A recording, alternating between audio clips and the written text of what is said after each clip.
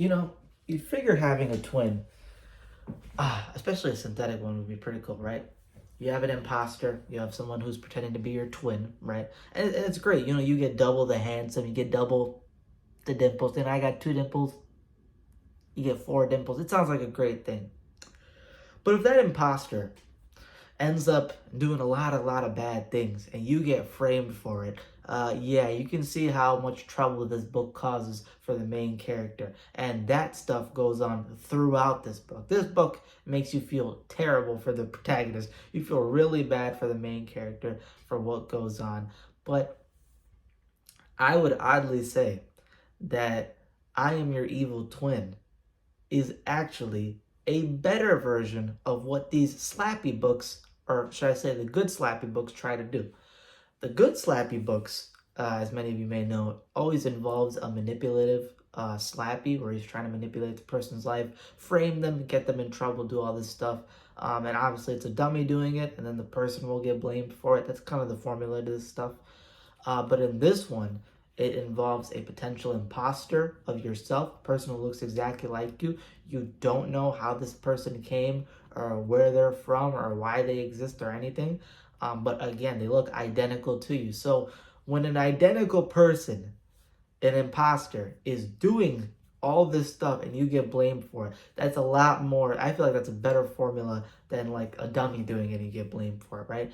The dummy one is still good, that manipulation, but I feel like you getting impostered here, that makes a lot more sense. It has a lot more potential, and that potential is explored in this book.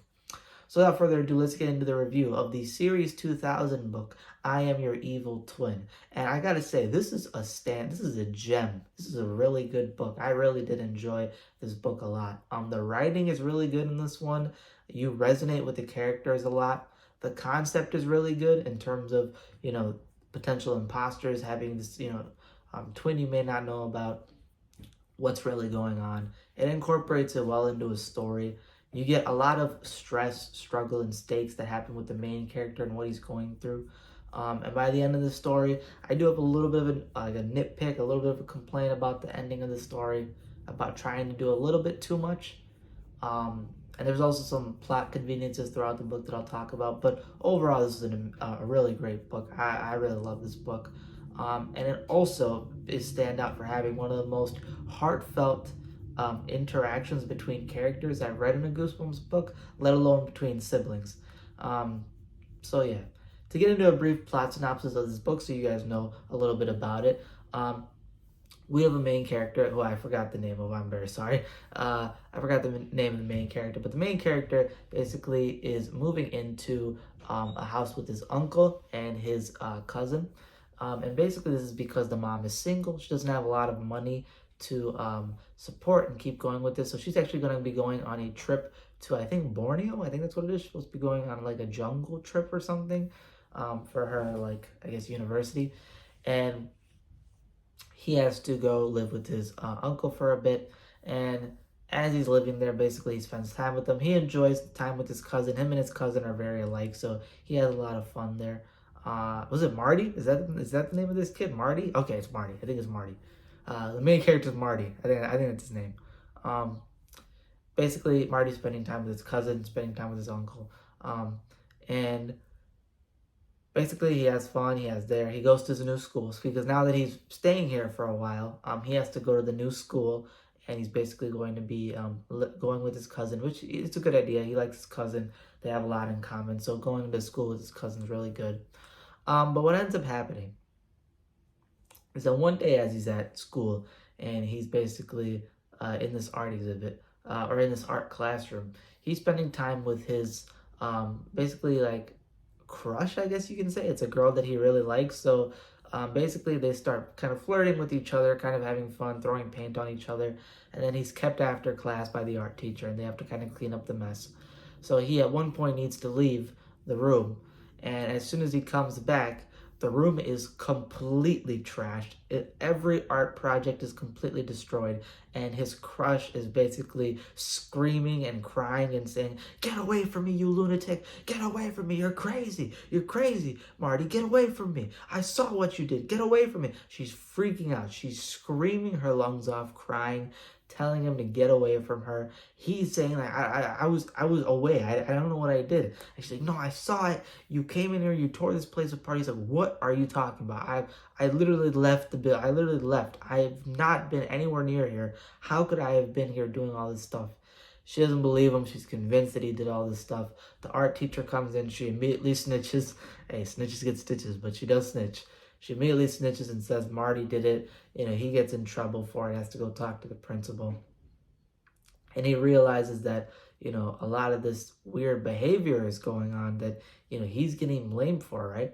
And then he swears that outside the window, he saw somebody, right? He saw somebody. And he swears, maybe they might look a little bit like him. He thinks they might look familiar. So he goes to his classroom, his homeroom classroom, and right away, he's trying to talk to his teacher, and his teacher's like, go take a seat, Marty, you know where you sit. And he's like, what do you mean, this is my first day that I came here. He's like, you've been here for a week. If you've been here for a week, you should know where you sit. And he's like, what the been here for a week? Lady, this is my first day. What do you mean, been here for a week? So the teacher thinks that he's been here for a week. And he's like, what? And he takes a seat, and he's kind of freaking out. He's like, all this stuff happened with the art class. All this crazy stuff's been happening, Man, I need to take a breather. And he looks out the window to his homeroom. And at first he thinks he sees his reflection, but there's actually a face staring back at him. But the face looks exactly like his. And basically the figure whispers something, it whispers a threat, and the kid starts running away, and then Marty starts chasing after him. Everyone freaks out, like, what are you doing? He starts chasing after him, and obviously this doesn't help. He's acting more like erotic, he's acting more weird, but he runs away, and he basically tries to chase after him. He tries to figure out what's going on. As he's chasing after this imposter, they're like spray painting cars while they're running. They're causing problems. He's trying to hide out of view and see where they're going. And he keeps chasing them, and he realizes that this imposter, this twin, actually walks into his uncle's house. And he's like, oh no, the uncle's house, he's breaking in. So he goes and, sorry if I'm yelling, I just woke up, my bad. Basically he breaks in, and then he's like, all right, I have to go save my uncle, right? So he walks in, and he goes and tries to find the twin.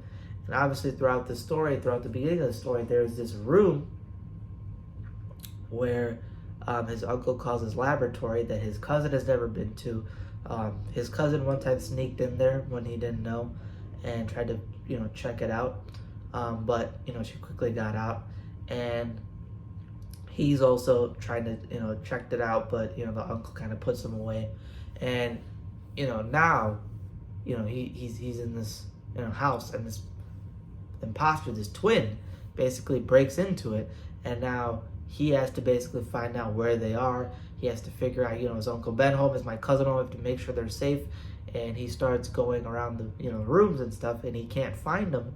And then he lands on the door to the laboratory, and he walks in, and let's say that there may be a secret or things that are unfolded about what's truly going on involving this house, involving this imposter, and what if there's more to the eye. That's all I will say for now.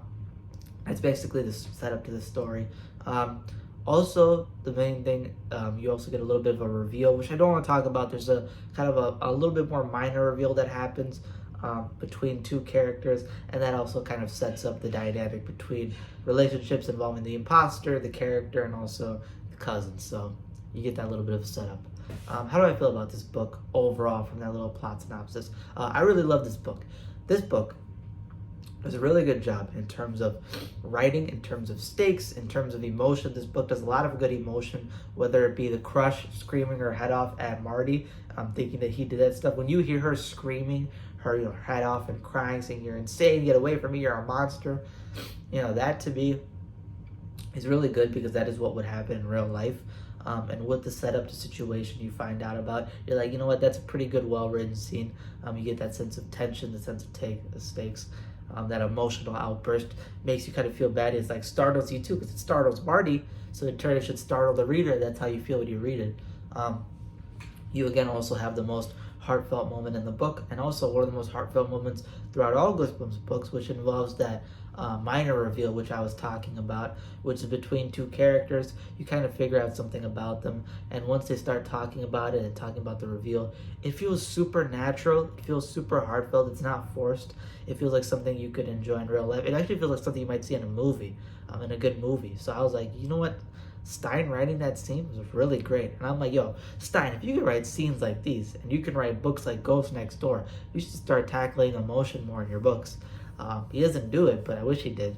Because when he does, he's really good at it. And that's one of my favorite scenes in all of Goosebumps. It also makes you resonate more with the characters, makes you resonate way more with the main character, and also resonate more with the second character in mind, who plays an essential role towards the ends of the book.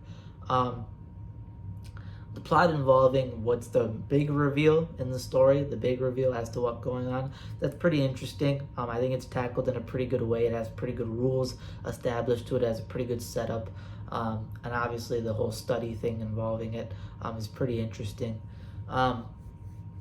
In terms of the stuff that happens throughout the book, I think it's pretty good in terms of you get these like sort of like cult ideals involving some of these characters, some of these villains. You get this sort of technology. You explore the whole, power of technology, power of science. You explore the power of, identity issues, framing, people framing you. That is a big thing in this book, you getting framed. You also dive deep with, the connections with your loved ones, in times of need. Can you rely on them? Can you trust them? Will they be able to tell you apart from other things? So that's also important within this book. And it all sets up for a really good book. It has a lot of good conflict, a lot of good problems that happen.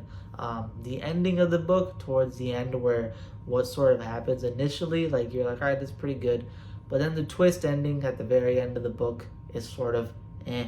I thought it was pretty forced at that point, because there's something established involving certain villains where they could have pursued that certain thing instead of what they actually decided to do. Because what they actually decided to do in the twist ending is pursue a character quality of a certain character, instead of just going for the established weakness within the villain that they highlighted from the beginning of this, or not the beginning, but from the climax of the story.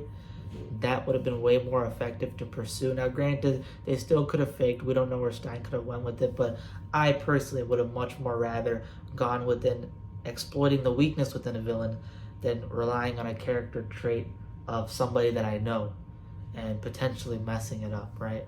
And even the way that that whole thing unfolds, and like the level of planning that the villain did, it's pretty out there. It seems very forced. Another little weakness in this book is the fact that there is a lot of plot conveniences within this book. And and I can accept minor ones. They're still understandable. When you hear these plot conveniences and you see them, they're understandable individually, but once you keep having them happen back and forth to Marty, you're like, this is very convenient to go against Marty. And again, it makes you feel bad for Marty, but at the same time, it's like, give Marty a break. This is just plot convenience at this point. Again, individually, if they were to happen, it's fine. I would trust it. It makes sense within the story, But once they keep happening back and forth, it's like, it's getting a bit annoying. So I would give this book a 9.2 out of 10. It's still an A-ranked book, but I do take points off for a little bit of the forced ending. And obviously I take points off for these conveniences that pile up. But it gets a 9.2. It gets an A. This is a really good book, and it's definitely a standout for Series 2000. I would highly recommend you guys read this book, because, as I mentioned, all those things make it really great. And for the Slappy fans out there, I know you guys are Slappy stands. If you guys happen to like Slappy and the whole manipulating characters, framing thing, I think this is a better version of that. And I think this is kind of a step up, and it makes it, to another level. So I think if you guys like that sort of stuff, you guys will really like this book. And yeah, that's all I have for this review. I tried not to give too much away, because this story is easy to get spoiled on, and it can let go of a lot of stuff. You'll lose a lot of connection to this book if you get spoiled on certain stuff. So try to make sure you guys didn't get spoiled, and I would definitely recommend you guys pick up this book and you guys enjoy it for yourselves. That's it for my review. Hope you guys enjoyed. Again, hit that subscribe button, hit that like button, check out some of my other content in my playlist down below for this channel, and also comment down below your own thoughts and opinions. How did you feel about the book? Do you disagree with me, or do you agree with me? And yeah, stay tuned for more to come. That's all I have for today. Deuces.